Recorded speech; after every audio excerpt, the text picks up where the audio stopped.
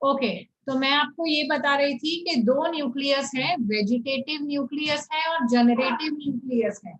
Vegetative nucleus का क्या होगा, it will make two polar nuclei और वो जाके पीईएन बनाएंगे।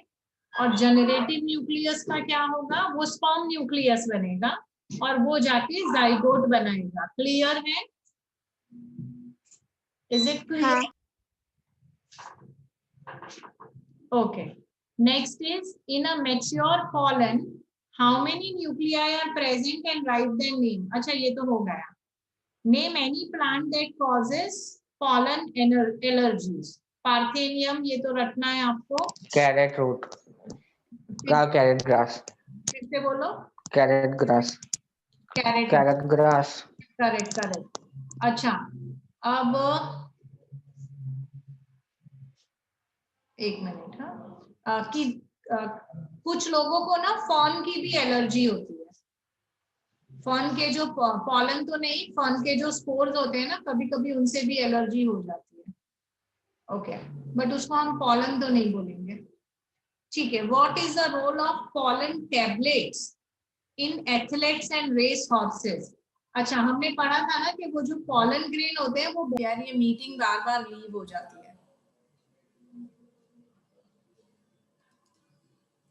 ओके, तो हमने ये पढ़ा था कि वो जो पॉलन ग्रेन्स होते हैं वो बहुत ही न्यूट्रिशियस होते हैं. उसके हम टैबलेट्स बना सकते हैं और वो कौन लेता है, एथलीट्स और रेस हॉर्सेस लेते हैं, सो दैट उनका performance can be very high. मतलब जिन लोगों को बहुत ज्यादा स्टेमिना की जरूरत है, they can use this pollen tablets. हम लोगों ने फोटोग्राफ भी देखे थे उसके, right? Okay. What is the use of pollen bank? Pollen bank क्या है, जहां पे हम सारी varieties of pollen स्टोर करके रखेंगे और वहां पे फिर उसको हम यूज कर सकते हैं क्रॉप ब्रीडिंग प्रोग्राम्स के लिए, when you want to make new hybrids. ठीक है, so that is pollen bank. ऐसा एक जीन बैंक भी होता है और ऐसा एक सीड बैंक भी होता है. ओके. यहाँ पे ये तो हमने बहुत बार पढ़ लिया. ये क्या है, स्टिग्मा, स्टाइल, ओवरी और थैलेमस. बहुत बार पढ़ लिया इसको, मैंने टेस्ट में भी बहुत बार पूछा है. ये क्या है, ये है आपका एम्ब्रियो सेक. तो ये जो ए है ये क्या है, ये माइक्रोपाइल है जहां पे स्पोरोपोलिनिन एब्सेंट है और जहां से पॉलन ट्यूब एंटर करने वाला है. तो जो एम्ब्रियो सेक है उसके दो एंड्स होते हैं, एक होता है माइक्रोपाइलर एंड और दूसरा होता है चेलेजल एंड. ये वाला आपका चेलेजल एंड है, एरो से दिखा देती हूँ. So this is micropylar and, this is chalazal and. Okay, अब यहाँ पे देखो, बाहर वाला जो है सी क्या है, आउटर इंटेग्यूमेंट. डी क्या है, इनर इंटेग्यूमेंट. और उसके अंदर क्या रहेगा, एम्ब्रियो सेक. और एम्ब्रियो सेक किससे सराउंडेड रहेगा, न्यूसेलस से सराउंडेड रहेगा, जो कि न्यूट्रिटिव टिश्यू है. ये सब कुछ आज ड्रॉ करना है, लेबल करना है. क्लियर है ना सबको? यस. ओके. चलो, अभी फिर नीचे जब वो पोलर सॉरी एम्ब्रियो सेक का फर्दर डेवलपमेंट हो जाएगा डिवीजन के बाद, तो वो कैसा दिखेगा, देखो यहाँ पे. So what you have here is A is your chalazial end, G is your micropylar end. ठीक है, अब इसको उल्टा कर दिया मैंने. अब क्या दिख रहा है यहाँ पे, देखो ये एंटीपोडल सेल्स दिख रहे हैं आपको. फिर बीच में क्या दिख रहा है, बीच में पोलर न्यूक्लियाई दिख रहे हैं. और ये पूरा क्या है, ये पूरा एग सेल है. और यहाँ पे क्या दिख रहे हैं आपको, सिनर्जिड्स दिख रहे हैं. और क्या दिख रहा है, सिनर्जिड्स के नीचे फिलीफॉर्म एपेरेटस दिख रहा है. तो यहाँ पे आपको दो एक्चुअली, अब अगर आपको याद हो मुझे बताओ, यहाँ पे सेल्स कितने हैं, सेल कितने हैं और न्यूक्लियस कितने हैं? 7 सेल 8 न्यूक्लियस. Very good. अच्छा, अब मुझे ये बता सकते हो कि फिलीफॉर्म एपेरेटस का फंक्शन क्या है?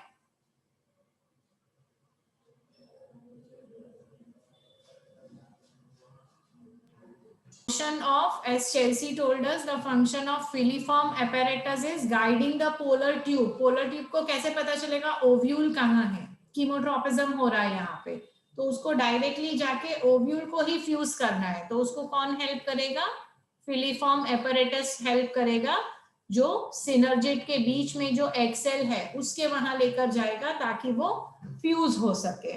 Okay, this is again a very important diagram draw करना है। Basal part of the carpel को क्या बोलेंगे? ovary, ovary, okay, pollen grains कहाँ पे रिसीव होंगे? प्लेटफॉर्म क्या है जहां पे इंसेक्ट आके stigma, बैठे? Mitotic division stigma, occurs during embryo sac from the megaspore are strictly free nuclear। आप ये सेंटेंस का मतलब बता सकते हैं मुझे? एम्ब्रियो सेक में माइटोसिस हुआ, एक बार हुआ, दो बार हुआ, तीन बार हुआ, चार बार हुआ, इसको हम बोलेंगे ये फ्री न्यूक्लियर डिवीजन है। इसका मतलब क्या है? इसका मतलब है कैरियोकाइनेसिस तो हुआ पर साइटोकाइनेसिस नहीं हुआ, तो पहले सिर्फ न्यूक्लियर डिवीजन ही होता रहा, तो इस तरह के डिवीजन को बोलेंगे free nuclear division. Cell wall बाद में बनी, मेम्ब्रेन बाद में बनी। ओके ओके, ओव्यूल कहाँ पे रहेगा? Ovule has generally one embryo sac. Okay, so embryo sac will have ovule, that is one. Each ovule has two protective layer। अच्छा, इसमें क्या गलत है मुझे बताओ? What is wrong with this statement? क्या आना चाहिए ओव्यूल की तरह? ओव्यूल की जगह क्या आना चाहिए? integue, नहीं, pollen grain, pollen, pollen grain,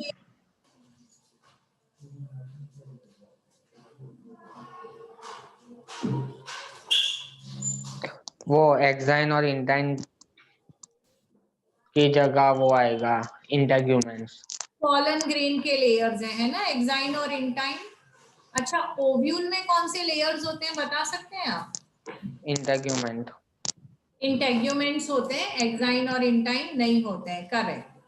Hilum is the region where the body of ovule fuses with funiculus। तो ये ट्रू है, इसको डायग्राम के साथ भी देखेंगे बाद में। तो ओव्यूल जहां से फ्यूज होने वाला है वो स्यूचर को बोलते हैं हाइलम। न्यूसेलस क्या है? इंटेग्यूमेंट के अंदर है, न्यूट्रिशन प्रोवाइड करेगा। Only the non-functional megaspore develops into female gametophyte। आप बता सकते हैं what is wrong with this statement? Megaspore आएगा, functional megaspore. Yes, so Anish has very correctly told कि 4 मेगास्पोर्स होते हैं जिसमें से 3 तो डीजनरेट हो जाते हैं, एक फंक्शनल वाला, नॉन फंक्शनल वाला नहीं, फंक्शनल वाला।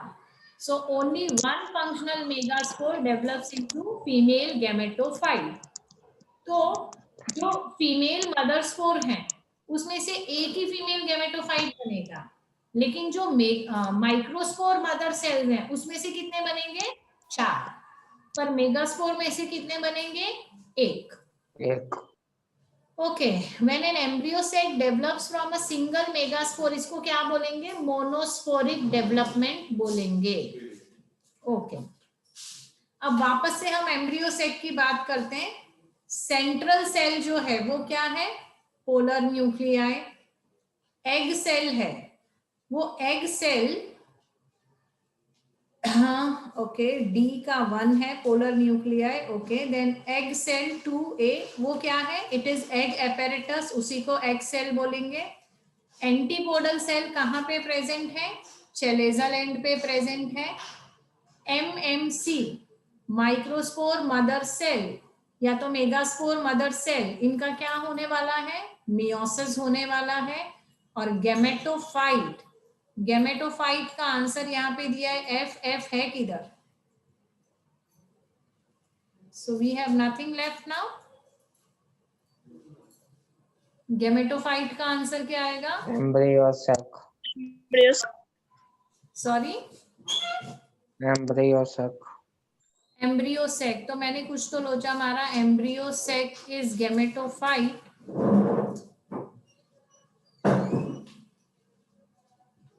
कहीं पे कुछ गलत किया क्या हमने? So gametophyte will be embryo sac. Okay, अब गाइनोशियम गाइनोशियम किसको बोलते हैं? फीमेल रिप्रोडक्टिव पार्ट को गाइनोशियम बोलते हैं।